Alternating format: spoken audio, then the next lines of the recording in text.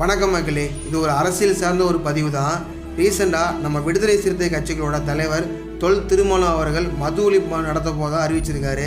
இதில் அதிமுக கட்சியை சார்ந்தவங்களும் கலந்துக்கலாம். தமிழக வெற்றி கழக தலைவர் விஜய் அவர்களும் விருப்பப்பட்டால் விசிக மது ஒழிப்பு மாநாட்டில் கலந்துக்கலாம் அறிவிச்சிருக்காரு. சரி, ஓகே, மது எதிர்த்து மாநாடு நடத்த போதாக ஒரு நல்ல விஷயமா இருந்தாலும் நம்ம மக்கள் மனசில் ஒரு கேள்விகள் மட்டும் ஓடுதுங்க. அதில் ஒன்று மட்டும் சொல்கிறேன் கேளுங்க. மதுவை எதிர்த்து நடக்க போகிற மாநாட்டில் கலந்து கொள்ள போகிற தொண்டர்கள் குடிக்காமல் வந்தாலே நீங்கள் நடத்த போகிற மாநாடு சக்ஸஸ் தான் சொல்லுவேன். இதையே நான் சொல்கிறேன்னா, இதை நான் சொல்லி தான் தெரியணும்னு அவசியம் இல்லை. காலங்காலமாக நீங்கள் பார்க்குறத நான் சொல்ல போகிறேன். பொதுவாக அரசியல் சார்ந்த மாநாட்டில் கூட்டத்துக்கு ஒரு குவார்ட்டரும் பிரியாணி தான் தேவைப்படுது. இதெல்லாம் கொடுத்தா தான் மாநாட்டுக்கே கூட்டம் சேருது.